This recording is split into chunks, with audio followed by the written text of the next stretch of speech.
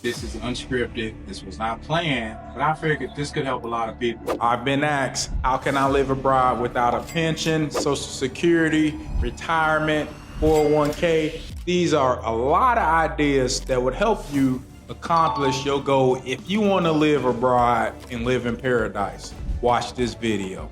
I was talking to a friend yesterday and he was asking me, how could I move abroad without having a pension or retirement, or I'm not old enough, or Social Security? What can I do to be able to afford to live outside of America without any real income coming in if I'm not working? And I figured this would be a good video to make.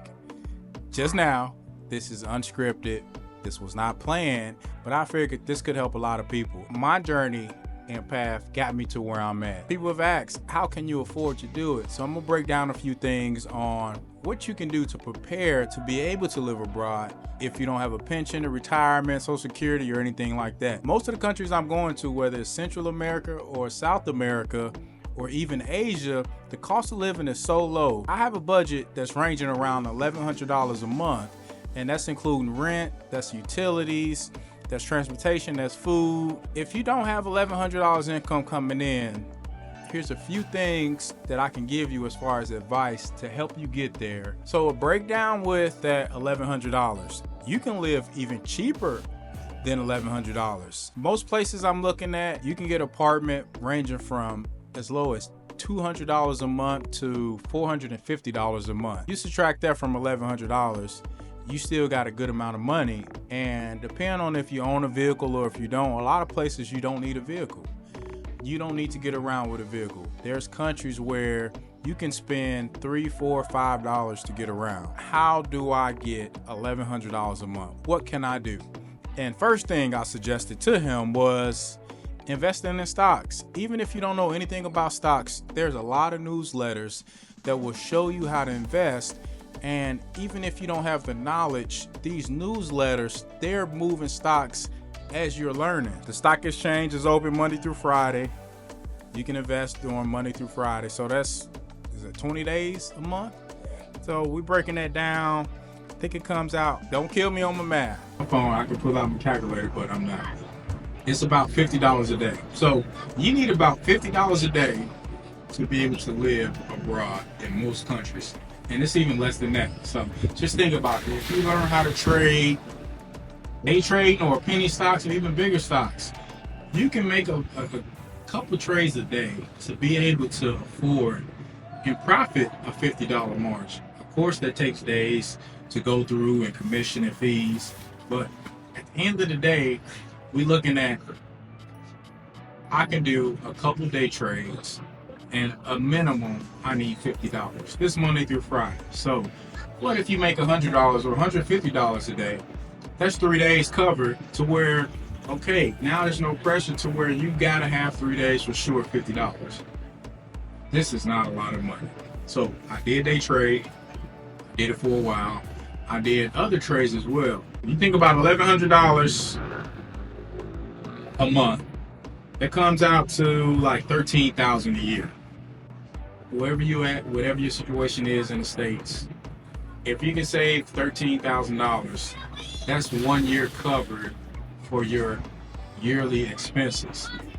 And if you're doing well and you're doing, pretty good, $26,000, you're guaranteed to be covered for 2 years. This is where it starts to compound. I already know I have $13,000 for my expenses, and now I'm going to day trade, and I'm trying my best not to spend my savings.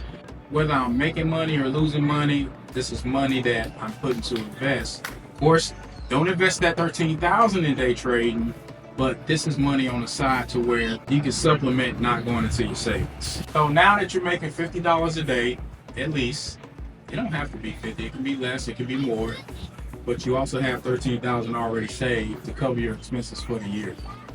Whatever country I decide to live in, I look at options for investing. And then I got 3 tiers. This is just me. I'm not a millionaire. I don't have a ton of money saved in the bank, but I think I have enough knowledge to be able to start a business, create a business, sustain a business. I look at a low investment, a mid, and a high investment. A low investment to me is $5,000 to $10,000. Believe it or not, you can go to some of these countries and invest $10,000 and you can have a business. It sounds like it's unbelievable. It's not America. You can, whether you provide a service or a product, or you can take 10 grand and be able to start a business in most of these countries. We go back to the same concept of day trade. Can this business produce $50 a day for me? Even if it doesn't produce $50 a day, you're still not tapping into your $13,000 you already have saved. You're trying to get to this $1,100 a month. That's the goal. Oh, you can take 5-10 grand, start a business. A mid-level business, I would say it would be around $20,000-$30,000. If you're spending that much, your return should be a little bit more. It's just expected. You can't see a big return with $5,000-$10,000. Just gonna be straightforward. Depending on what it is, depending on the country you are in, it's different. So wherever I end up, I will start a business. You will see it. I will show you the process. And if I'm making $20 a day, at the end of the month, we're gonna do the calculations and I'll show you my initial investment. And if it's supplementing 50% of my expenses for the month, that's $5,000 I gave up to pay for 50% of my expenses. So that's one thing I will be showing. That midterm, that $20,000-$30,000 range. I'm just throwing some general numbers out there. $20,000-$30,000. It could be a lot for some. It's a lot for me. But I look at that as whatever business I'll be able to start with that amount of money, I should see a better return than $50 a day. You know, after expenses, $1,100 a month. It might be $2,000 a month. It might be $2,500 a month. It just depends on the business that you decide to start. So this is separate money put aside from your $13,000 that you have for your living expenses. I did do a business in the past. I will talk about it in another video where I invested, and it was good money for the country I was in, but it wouldn't be considered good money if I was in the States. We got high level investment. This is a big amount of money that you need to put into something that's more risk, but it's higher return, or it's a more guaranteed return. And I can say, we can just throw out a number of $30,000, $40,000, $50,000, $70,000. This is providing a service or a product, whether you're providing this for tourists or for the locals, or even a restaurant. I'm not big into restaurants. That's one business I will not get into. Just saw a food truck for $15,000 in the country I was in. And I said, I love to eat, but I can't cook. That's $15,000. That asset is still worth $15,000 when you buy it. I can rent that to a local for $200, $300, $400 a month, maybe more, depending on the location.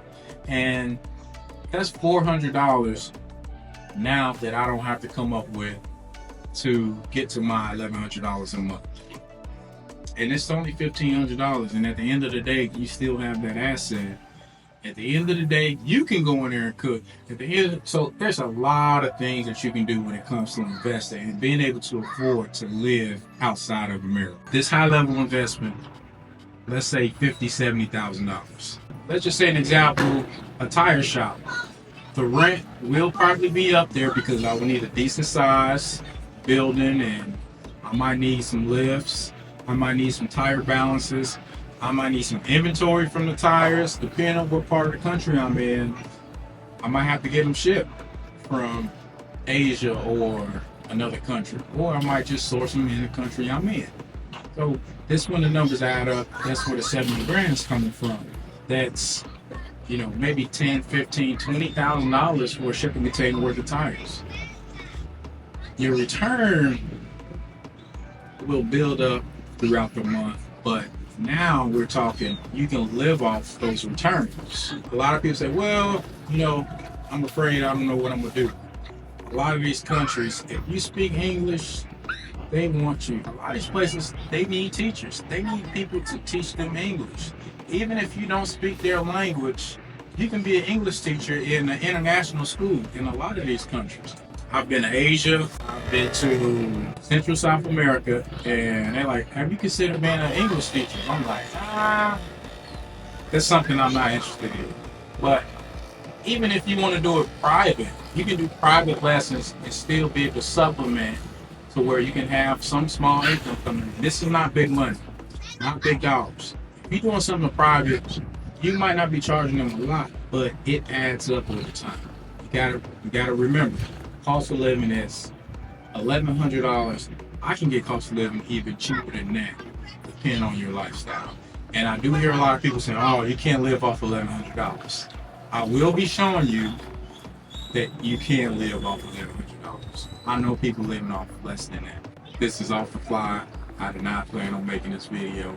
So I'm just thinking about other ways just to get your mind rolling to where you can say, well, maybe I could live abroad without a pension or retirement.